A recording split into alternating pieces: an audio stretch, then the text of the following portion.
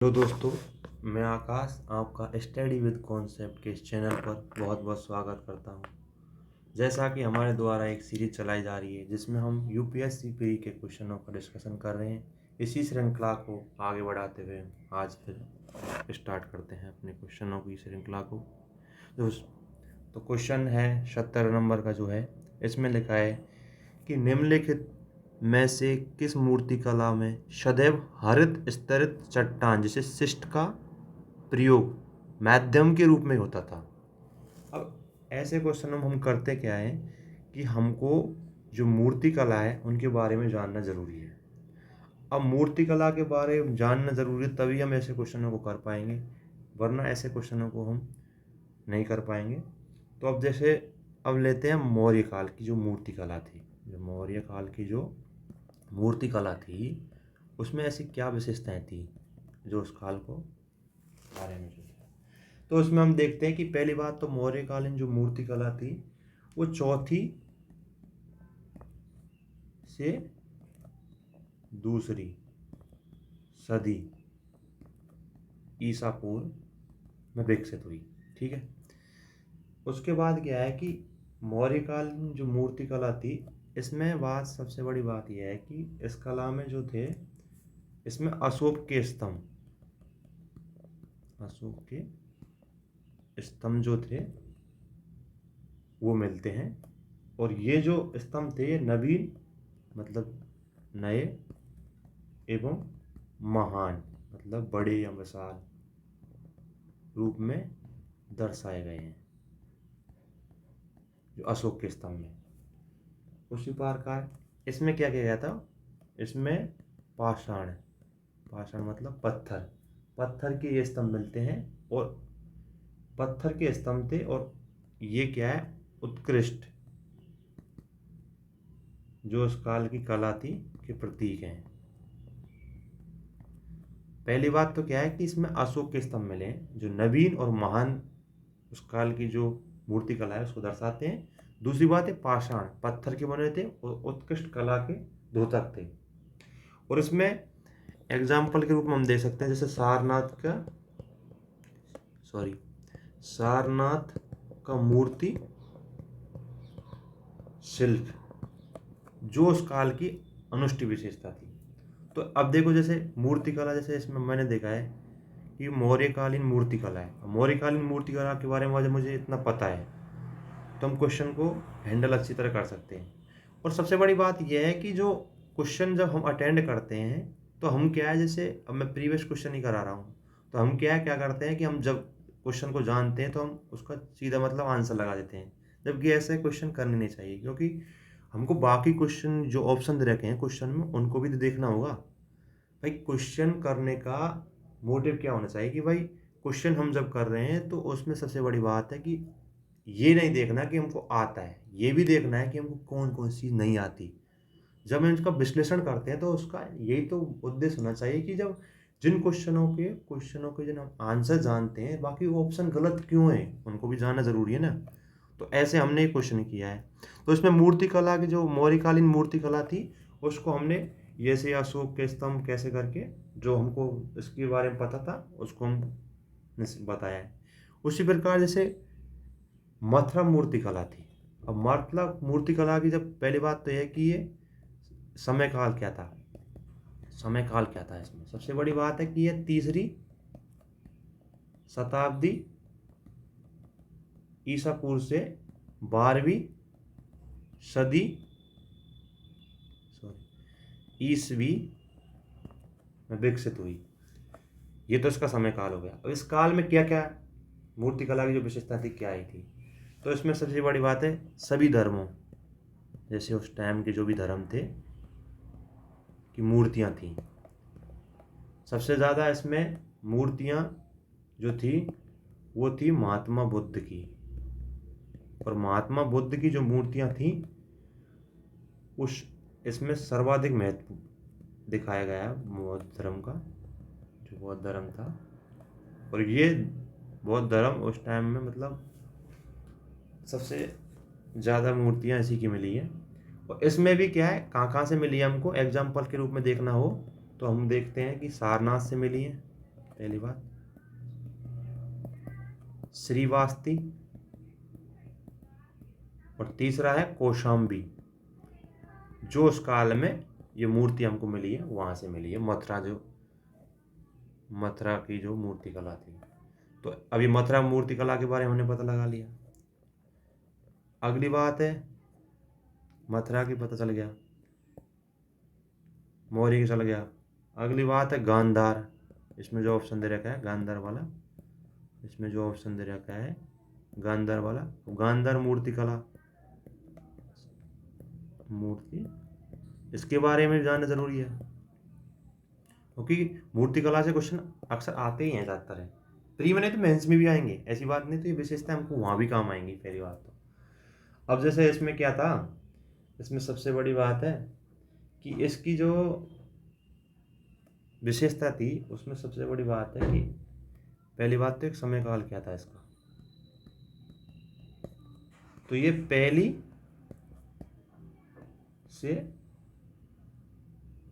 से चौथी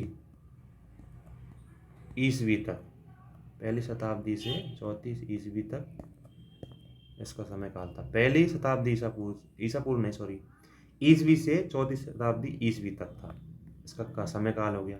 अब इसके बारे में बात है कि इसकी विशेषता क्या थी। तो सबसे बड़ी विशेषता है कि इसमें यथार्थ को दिखाया है, जो सच में था, यथार्थ मतलब जो है उसको दिखाया है। और इसमें बौद्ध धर्म की प्रधानता बताई है। और बौद्ध धर्म की जितनी भी मूर्तियां मिली है महात्मा बुद्ध की, उसमें विशालता, शरीर की विशालता, भव्यता को दर्शाया है, रंजकता को दर्शाया है। मतलब बुद्ध काल की जितनी भी मूर्तियां मिली हैं उसमें क्या है, भव्यता, यथार्थ, मतलब ऐसी बताया गया है। तो ऐसे करके ये गांधार मूर्ति कला की विशेषता है। अब ये क्वेश्चन का जो आंसर है इन तीनों में से नहीं है। हमने इनकी विशेषता देखी, उसमें ऐसा कुछ था ही नहीं। और क्वेश्चन का आंसर तो बरहुत की मूर्ति कला है होने को तो। लेकिन हमने क्या है इसके बारे में जो हमने जब इनको पूरा तीनों की जब डिस्कशन किया है, तो ये इनका उद्देश्य, हमारा उद्देश्य सॉरी, यही है कि हमने जो डिस्कशन किया है कि हम क्वेश्चन का आंसर जानते हो चाहे न जानते हो, जब हम इनको सॉल्व करते हैं तो उसमें ये देखो कि जो क्वेश्चन का आंसर हम जानते हैं उसके क्वेश्चन को आंसर करते निकलना नहीं चाहिए, बल्कि 3 क्वेश्चन की जो ऑप्शन है उनको गलत क्यों है उनको भी तो देखना चाहिए। अब आंसर इसमें भर्तु की मूर्ति कला है वैसे। अब इसकी विशेषता क्या है, तो इसमें बोलते हैं कि जो भर्तु की मूर्ति कला थी, पहली बात तो इसका समय काल था 30वीं शताब्दी ईस्वी पूर्व से स्टार्ट होता है। और ये मौर्य सम्राट जो था अशोक द्वारा स्थापित करवाया गया था स्तूप था। ये जो बरहुत का स्तूप था ये क्या है, अशोक द्वारा स्थापित किया गया था। और सबसे बड़ी बात है इसमें क्या किया गया कि जो वो क्या बोलते हैं, बौद्ध काल की जो जातक कथाएं थी, जो बौद्ध के पूर्व जन्म की जातक कथाएं थी उसको दर्शाया है। इसके अलावा वृक्ष, वेदिकाएं, पुष्प, जानवरों की आकृतियां उनको भी रेखांकित किया है, पुष्प, आकृतियां इनको भी आकृत किया है। और इसमें सबसे बड़ी बात थी, इसमें सदैव हरित स्तरित चट्टान शिष्ट का प्रयोग किया गया था।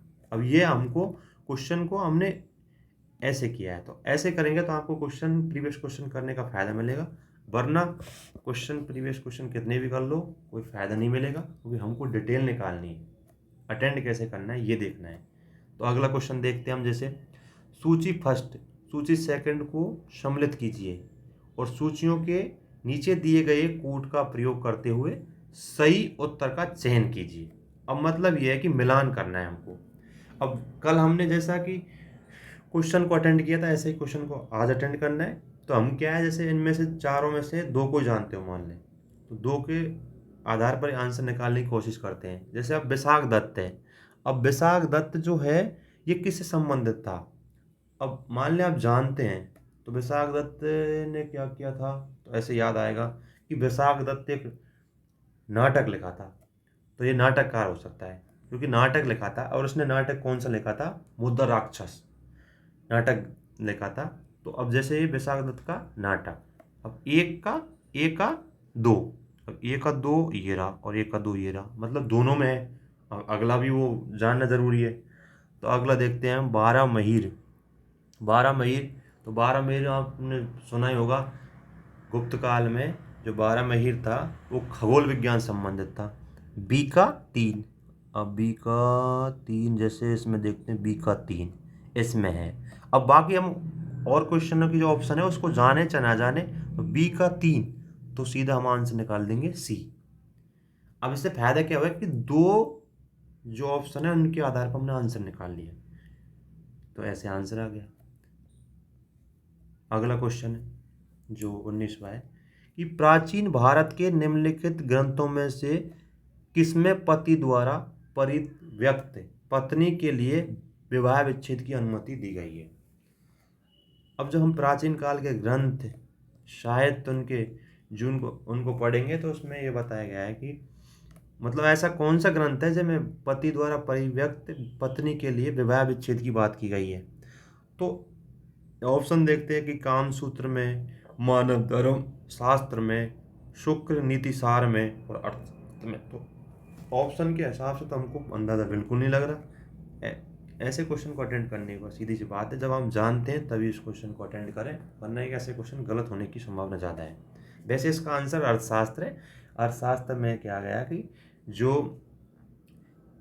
पति द्वारा परित्यक्त व्यक्ति पत्नी है उसके जो विवाह विच्छेद की अनुमति दी गई थी, और बताया गया है कि जो विवाह विच्छेद के लिए अर्थशास्त्र में मोक्ष शब्द का जो प्रयोग किया गया है। और पहली बात तो यह है कि अर्थशास्त्र क्या है। अर्थशास्त्र कुछ नहीं है, अर्थशास्त्र कौटिल्य जो मौर्यकालीन में जो मौर्य काल में अर्थशास्त्र था वो कौटिल्य ने लिखा था। और ये अर्थशास्त्र की रचना कौटिल्य द्वारा की गई थी, और ये एक राजनीति शास्त्र की जो पुस्तक थी, किसकी? राजनीति शास्त्र की पुस्तक थी। पहली बात किसके द्वारा लिखी गई थी? कौटिल्य द्वारा। कौटिल्य कौन था? चंद्रगुप्त मौर्य का गुरु। और इसमें क्या मतलब क्या वो था? अर्थशास्त्र के नाम से ये मत समझ लें मतलब जो अर्थव्यवस्था संबंधित होगा, नहीं, ये राजनीतिक शास्त्र से संबंधित थी। तो इसी में इसका उल्लेख किया गया है जो इसमें दिया है ना कि पत्नी के विवाह विच्छेद की अनुमति दी गई थी। तो ये इसका आंसर ये हो गया। अगला क्वेश्चन है 20वां नंबर का।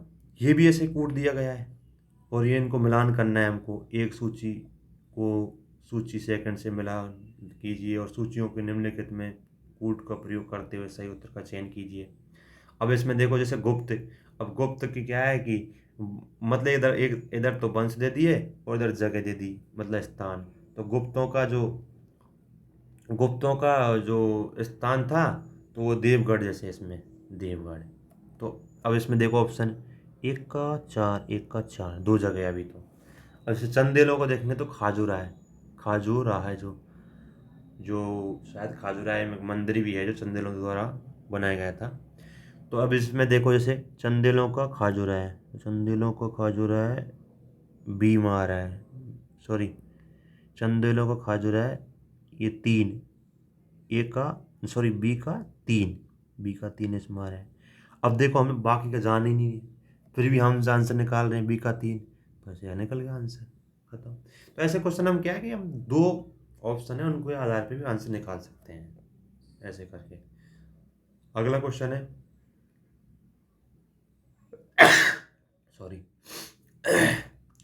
निम्नलिखित वक्तव्यों में से कौन सा एक वक्तव्य अशोक के प्रस्तुत स्तंभों के बारे में गलत है? तो ये पूछा है। अब इसमें क्या है कि इन पर बढ़िया पॉलिश थी, ये अखंड हैं, स्तंभों का सॉफ्ट शुंडाकार है, ये स्तंभ स्थापत्य संरचना के भाग हैं। अभी विशेषता दी है, किसकी दी है? अशोक के स्तंभों की। तो अशोक के स्तंभ जब आप पढ़ोगे, जब चैप्टर है अशोक के स्तंभों के बारे में, अशोक के बारे में जो है उसके बारे में पढ़ेंगे तो हमको ये विशेषताएं पता होंगी। जैसे इसमें क्या गया, इन पर बढ़िया पॉलिश, बिल्कुल पॉलिश थी, ये अखंड थे, स्तंभों का सॉफ्ट शुडाकार था, मतलब स्तंभ ऐसे थे कि सॉफ्ट थे और शुडाकार थे, उनकी आकृति अच्छी थी। इसमें ये नहीं है डी कि ये स्थापित संरचना के भाग थे, बिल्कुल नहीं थे। क्योंकि सबसे बड़ी बात है कि अशोक के जो स्तंभ थे वो पाषाण स्तंभ थे और वो धम्म के प्रचार के लिए निर्मित किए गए थे। सबसे बड़ी बात है, अशोक के स्तंभ थे धर्म के प्रचार के लिए बनाए गए थे। तो इसमें जो आंसर है इसमें डी है। तो हमको क्या, अशोक के स्तंभ हम जब पढ़ेंगे उनकी विशेषताएं, उनमें से क्वेश्चन पूछ लिया। तो ये क्वेश्चन का आंसर क्या हो गया, ये स्थापत्य संरचना के भाग नहीं थे। अगला क्वेश्चन देखते हैं। प्राचीन भारत में निम्नलिखित में से कौन सी एक लिपि दाईं ओर से बाईं ओर लिखी जाती थी। अब ये लिपि से क्वेश्चन पूछ लिया। तो प्राचीन भारत की जो लिपियां थी उससे क्वेश्चन पूछ लिया। अब इसमें ऑप्शन दे रखा है ब्राह्मी, देवनागरी, शारदा, खरोष्टी।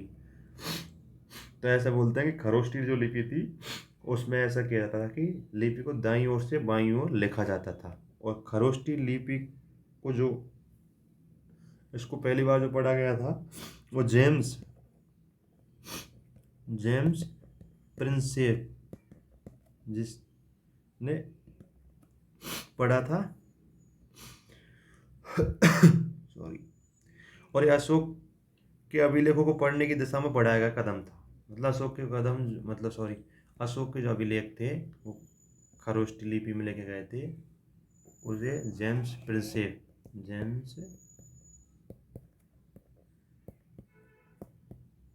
द्वारा किया गया था। और यही वो लिपि है जिसमें दाईं ओर से बाईं ओर लिखी जाती थी। तो इसका आंसर ये है। अब बात है कि बाकी ये भी तो देखना ना, शारदा जो लिपि थी, शारदा लिपि का विकास ब्राह्मी लिपि से हुआ था। तो इस प्रकार इसका आंसर खरोष्टी लिपि है। ऐसे निकालने हैं हमको आंसर, ठीक है। अगला क्वेश्चन है कि नचिकेता और यम के बीच सुप्रसिद्ध संवाद किसमें उल्लेखित है। नचिकेता और यम के बीच जो संवाद था किसके बीच प्रचलित है। पहला देखते हैं छांदोग्य उपनिषद, मांडुक उपनिषद, कंठोप उपनिषद, केनोपनिषद। देखो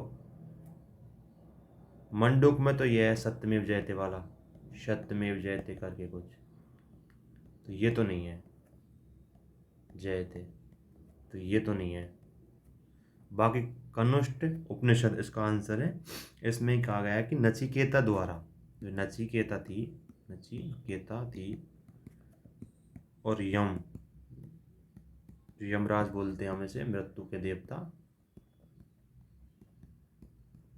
दोनों के बीच संवाद हुआ था। और नचिकेता जो थी शिष्य थी किसकी, यमराज की। मतलब यमराज क्या थे, गुरु थे। तो इसका आंसर क्या हो गया, काठुन उपनिषद, कठुन उपनिषद। इसका आंसर सी हो गया। अगला क्वेश्चन देखते हैं। मलिंद पनाह, राजा मलिंद और किस बौद्ध भिक्षु के मत संवाद है। तो मलिंद पनाह जो था ये नागसेन से संबंधित है। तो नागसेन की बात है। पहली बात तो मलिंद पनो इंडो ग्रीक राजा, मलिंद पनो इंडो ग्रीक राजा मिलिंद, जिसे मिनांडर भी बोलते हैं, और बौद्ध भिक्षु नागसेन के संवाद है। तो ये नागसेन कोई, ये भी संवाद है। और यह पाली भाषा में लिखा गया ग्रंथ है। मतलब जो ये ग्रंथ था ना, ये पाली भाषा में लिखा गया था। तो इस प्रकार इसका आंसर हो जाएगा नागसेन। तो इसका आंसर नागसेन हो गया। अगला क्वेश्चन देखते हैं। निम्नलिखित में से किस एक राजा देश में अशोक द्वारा जो अशोक का व्यक्तित्व का नाम उल्लेख किया गया है। मतलब अशोक का व्यक्तिगत नाम जो था उसका उल्लेख किया गया है। कौन सा वो राजा देश, मतलब वो एक प्रकार से स्तंभ जो इनके थे अशोक द्वारा अपने जो आदेश स्तंभों द्वारा लिखे गए थे स्तंभों पर। तो उसमें ऐसा कौन सा स्तंभ अभिलेख था या राजा देश था, राजा द्वारा आदेश दिया गया उसको राजा देश ही कहते हैं। वो स्तंभों पर ही उत्कृष्ट किए थे। तो उसमें ऐसा कौन सा है, अब इसमें ऑप्शन देखते हैं। अब ऑप्शन देख के जैसे कालसी, रुमुन रुमुनदेई, विशिष्ट कलिंग राजदेश और मास्की। अब ये क्या अशोक के जमाने में वो आदेश के जो थे, अशोक के जो स्तंभ पढ़ेंगे भाई, इसने कौन कौन सा पहला स्तंभ कहाँ लगवाया, उसमें क्या वर्णन था, ऐसे करके था। तो उसमें जब ही हम इसका आंसर लगा सकते हैं। वैसे इसका आंसर मास्की है। इसके अलावा अशोक का व्यक्तिगत नाम मास्की से अलावा गुर्जरा, नेतूर, ओडेल, गोलम, इसमें भी उत्कीर्ण किया गया है। मतलब गुजरा, नेतुर, ओडेगोलम, इनमें भी उत्कीर्ण किया गया है व्यक्तिगत नाम। इसके अलावा रुद्र दामन का जो जूनागढ़ अभिलेख है, जूनागढ़ अभिलेख है, उसमें भी अशोक का जो व्यक्तिगत नाम है उसका उल्लेख किया गया है। तो इस प्रकार इसका आंसर हो गया मास्की। तो मास्की का जो अभिलेख है उसमें अशोक का व्यक्तिगत नाम का उल्लेख किया गया है। ऐसे करके इसका आंसर हो गया। अब ऐसे क्वेश्चन अब तो आते नहीं है, लेकिन पहले आते थे। 1997 में क्वेश्चन है कि निम्नलिखित मानचित्र में प्राचीन भारत में पाए जाने वाले 16 महाजनपदों में से 4 को दर्शाया गया और ABCD द्वारा अंकित किया गया है। मतलब ये महाजनपद थे, 16 महाजनपद जो थे उनमें से 4 को दर्शाया गया है और उनको उनकी जगह दे दी है मैप में और उनको पूछा है। जैसे ए पूछा है, अब ए जैसे ए को अब देखें तो लोकेशन इसकी राजस्थान में। तो जो 16 महाजनपद थे, तो राजस्थान में से कौन सा महाजनपद था? तो आपको पता होगा विराटनगर जो था वो मत्स्य महाजनपद था। जो विराटनगर वाला था वो मत्स्य महाजनपद जो था वो राजस्थान के जयपुर के आसपास था। तो अब जैसे इसमें सी मत्स्य, तो इसमें देख सी मत्स्य, पहले ऑप्शन में सी मत्स्य, ये तो कन्फर्म है। अब इसमें भी है ऑप्शन। तो अगला और देखते हैं बी, और बी में देखते हैं तो अवंती जो था, ये राज्य की लोकेशन अवंती की। तो अब देखो इसमें क्या है, अवंती किस पे, सी में, तो अवंती सी में है। बाकी और में अवंती है लेकिन मत्स्य नहीं है। मतलब इसमें मत्स्य इसमें है, इसमें भी है। अब इसमें छेदी है पर इसमें अवंती है। और क्वेश्चन का आंसर निकालने के लिए हमको सबसे बड़ी बात है कि ऐसे ऑप्शनों में क्या देखते हैं, हम ऑप्शन देखते हैं। तो अवंती किसमें, सी में। अब देखो बिना देखे आंसर आ गया। बाकी आप जानो समझ जानो, तो ऐसे क्वेश्चन को हमको देखना पड़ेगा। और ये जरूरी नहीं है कि ये जो पैटर्न था पहले था, अभी भी दे सकते हैं ऐसे। UPSC में जो सिलेबस है, सॉरी जो पैटर्न है वो हर साल बदलता है। ऐसी बात नहीं है नहीं बदलेगा। तो पिछली बार ऐसे ही दिया था कि ऐसे करके दिया था 2022 में कि सभी सही हैं, इनमें से एक पेयर सही है, 2 पेयर सही है, 3 पेयर सही है। क्या है कि आजकल UPSC का जो ट्रेंड है वो चेंज होता जा रहा है। तो इस प्रकार हमका इसका आंसर सी निकल गया। अगला क्वेश्चन है 27वां। इसमें क्या है, महायान बौद्ध धर्म में बोधिसत्व अवलोकितेश्वर को किस रूप में अन्य नाम से जानते थे? तो उसमें क्या है कि बोधिसत्व अवलोकितेश्वर, जो बोधिसत्व थे अवलोकितेश्वर, उसको किस नाम से और जानते थे? तो इसमें ऑप्शन में देखते हैं ब्रजपाणी, मंजूश्री, मैत्री और पद्मपाणी। तो अब इसको ये क्या है, जो जो बौद्ध काल में जब हम पढ़ेंगे, बुद्धा को पढ़ेंगे तो उसमें आएगा ये क्वेश्चन का जो ऐसे क्वेश्चन। तो बुद्धा को पढ़ेंगे जब, इसमें हमको पता चलेगा कि जो मतलब ये बोधिसत्व अवलोकितेश्वर की जो वो थी धारणा, तो उसमें क्या किया गया थी, बौद्ध को साकार रूप में बताया गया कि वो करुणा के प्रतिनिधि थे। तो ऐसे करके थे।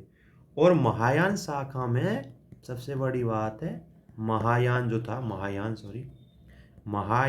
था शाखा में क्या था, इसमें बोधि सत्वों की पूजा की जाती थी।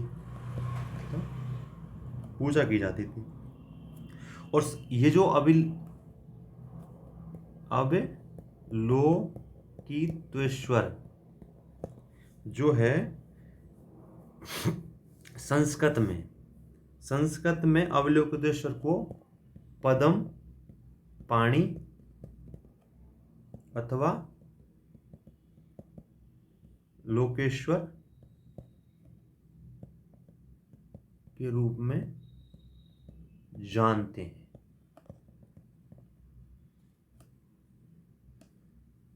अब ये पदम पाणी का मतलब है, सॉरी, पदम पाणी का मतलब है जिसने कमल को धारण किया हो। और लोकेश्वर का मतलब है जो विश्व का स्वामी हो। तो ऐसे करके ये क्या है, जब बुद्धा आप पढ़ेंगे ना तो बुद्धा में ये सब आएंगे। बुद्धा पढ़ेंगे, उसकी फिलॉसफी पढ़ेंगे, उसका दर्शन पढ़ेंगे, बुद्धा की शिक्षाएं पढ़ेंगे, बुद्ध और जैन धर्म, तो उसमें आएगा ये। तो ये पदम पाणी से संबंधित है। पदम पाणी का मतलब होता है, पदम पाणी का मतलब होता है कमल जिसने धारण किया हो। और लोकेश्वर का मतलब होता है, लोकेश्वर का मतलब है जो विश्व का स्वामी हो। तो महायान संप्रदाय जो था बौद्ध धर्म से, उसमें क्या है, बोधिसत्वों की पूजा की जाती थी। तो उसी का उसमें आंसर है इसका पदम पाणी। अगला क्वेश्चन देखते हैं। गुप्त शासकों द्वारा जारी किए गए चांदी के सिक्के कहलाते थे। अब ये जैसे फैक्ट आ गया, चांदी के सिक्के क्या कहलाते थे गुप्त काल में। अब ऐसे फैक्टों क्या है, हमको याद करने ही पड़ेंगे। तो ऐसे बताते हैं कि गुप्त काल में जो चांदी के सिक्के, उनको रूपक कहा जाता था, रूपक कहा जाता था। तो इसका आंसर होने को तो ये है। बाकी इसके बारे में और भी पढ़ लेते हैं हम। कषाण पे, कषाण, कषाणपण और दीनार और पण, इसको मतलब क्या थे ये सब। तो देखो, गुप्त काल में चंद्रगुप्त द्वितीय ने चांदी के सिक्के चलाए, और दीनार सोने के सिक्के थे। जो दीनार थे ना, दीनार थे, ये सोने के सिक्के थे। और जो कषाणपण थे, कषापर्ण, चांदी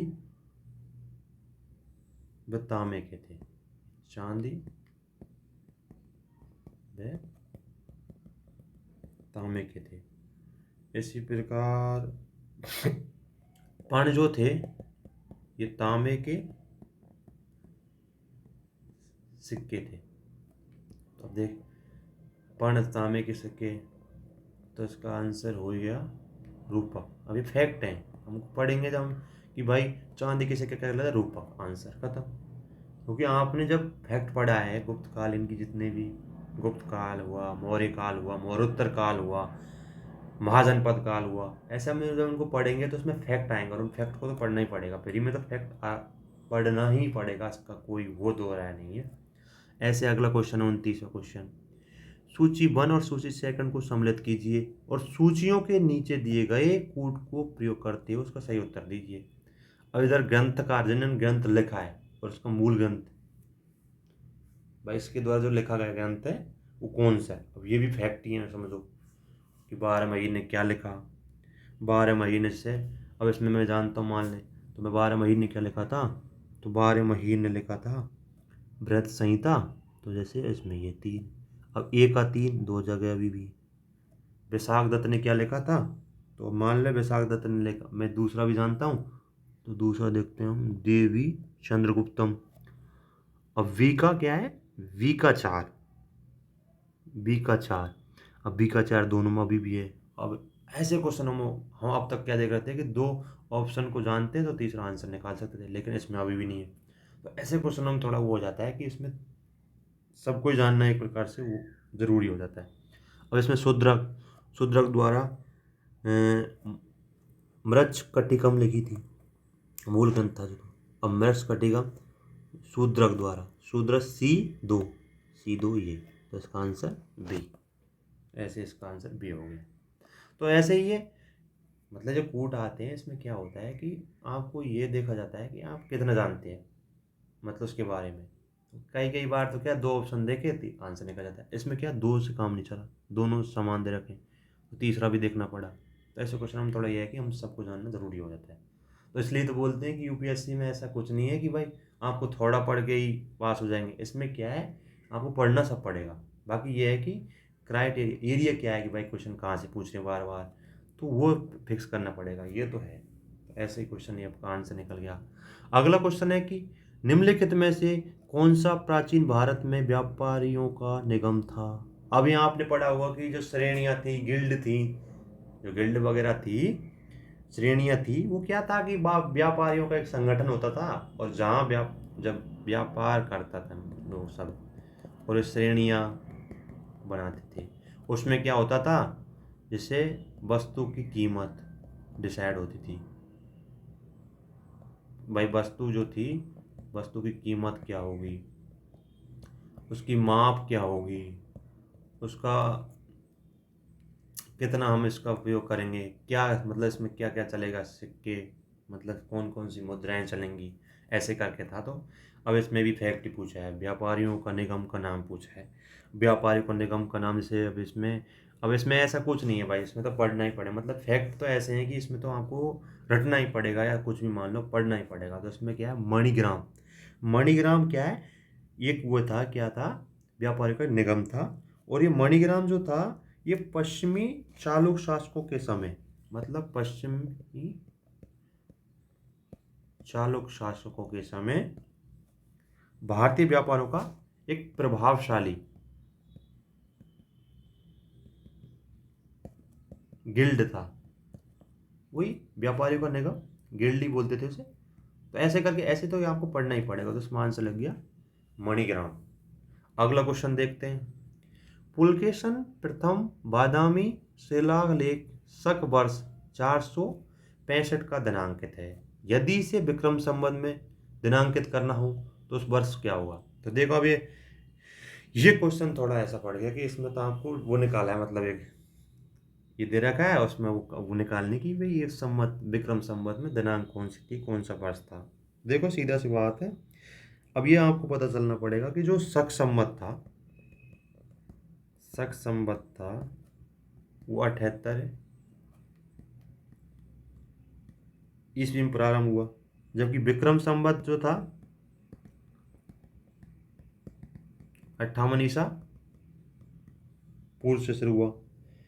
यदि हम विक्रम संवत के पुलकेशन प्रथम की जो काल दे रखा है, मतलब समय दे रखा है, उस जो ये दे रखा है उसको निकालेंगे तो हम क्या करेंगे, विक्रम संवत ऐसे निकालेंगे तो क्या करेंगे, हमने अभी बताया कि 78 ईस्वी में शक संवत चला था ईस्वी में, और 58 ईसा पूर्व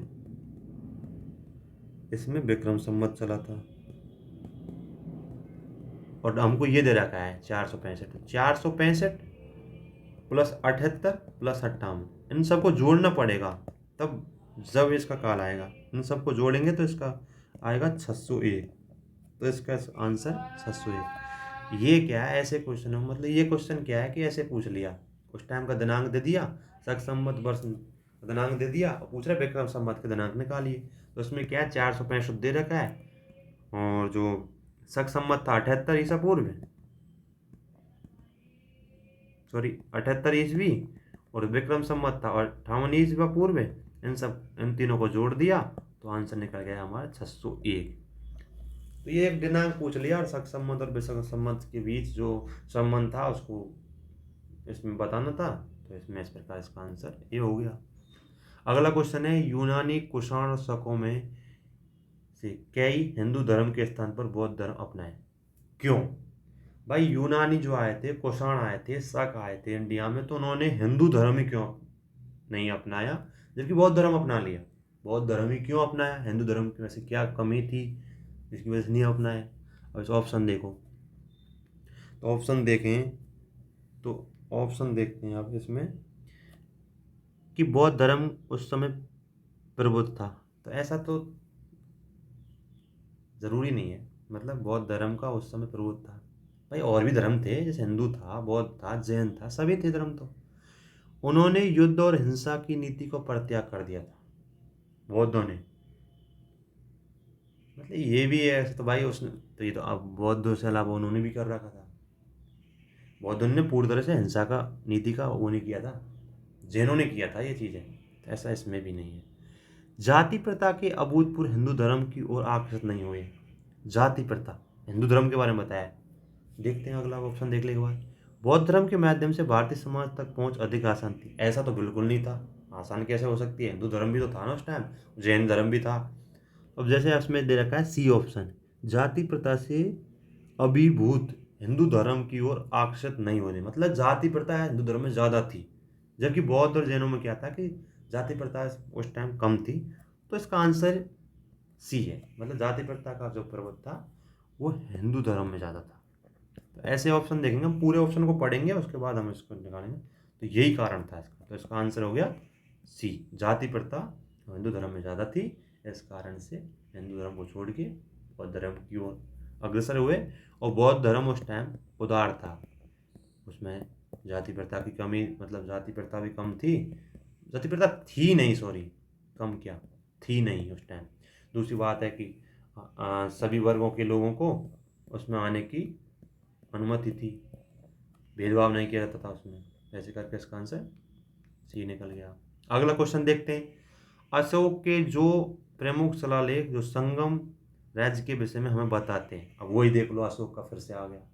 अब इसमें हम क्या कर सकते हैं भाई, अशोक के जो शिलालेख हैं, अभिलेख हैं, कुछ भी हैं, स्तंभ लेख हैं, उन सबको आपको एक बार पढ़ना ही पड़ेगा भाई, फिर इसके बाद ही आप आंसर निकाल पाओगे। अब मैंने तो पढ़ा है, तो मैं इसका आंसर जैसे दूसरा और 13वां शिलालेख, इसका आंसर अब होने को तो सी है, पर वही बात है फिर से कि अशोक के शिलालेख और अभिलेखों को तो आपको पढ़ना ही पड़ेगा। तो अशोक के दूसरे और 13वें, जो दूसरा और 13वां शिलालेख है, उसमें क्या है कि संगम राज्य के विषय में बताया गया है। इसके अलावा सीधी सी बात है कि पहला अभिलेख, अब देखो पहला, अब जैसे मान ले मैं इसके बारे में बताऊं, पहला शिलालेख, पहला शिलालेख में क्या बात थी। तो पहला शिलालेख में सीधी सी बात है कि पहला शिलालेख जो था उसमें पशु बलि की निंदा की, पशु बलि की निंदा की। 10वां, उसमें 10वां क्या था,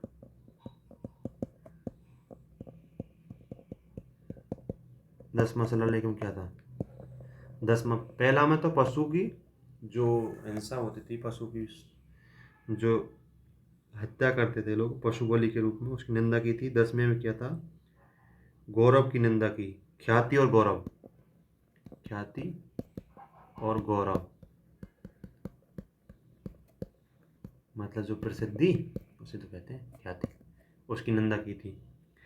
अगला क्या है, 11वें में क्या किया था, शिलालेख, धम्म की, सॉरी, धम्म नीति की व्याख्या की। 14वां में क्या किया था,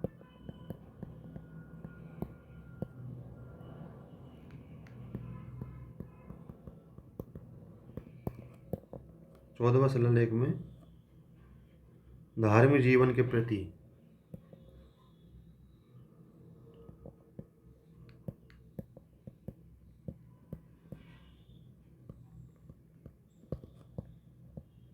जीने के प्रति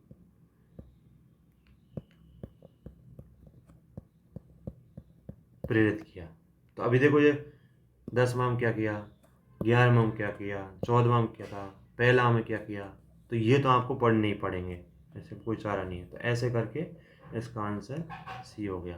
तो ये है कि अशोक के अभिलेख, शिलालेख, उसके द्वारा जो जितने भी लेके गए उनको आपको एक बार पढ़ना ही पड़ेगा, सही सही निगाह से निकालना ही पड़ेगा। क्योंकि इस बार भी क्वेश्चन 2022 में क्वेश्चन आया था कि अशोक का ऐसे अशोक के अभिलेख दे दिए, उनका जगह स्थान दे दिया, और पूछा था 2022 में जो पेपर था इसमें बताया गया, पूछा था कि कौन सा सम्मिलित है, और उसमें ये दिया गया कि आजकल क्या है कि यूपीएससी का ट्रेंड देखा गया, मतलब इस बार ट्रेंड नहीं कह सकते, इस बार जो क्वेश्चन आए थे उसमें यही प्रॉब्लम थी कि इसमें क्या है, एलिमिनेशन पद्धति का यूज नहीं कर सकते थे। उसमें क्या देखा था कि एक पेयर एक युग में सही है, 2 युग में सही है, 3 युग में सही है, 4 युग में सही है।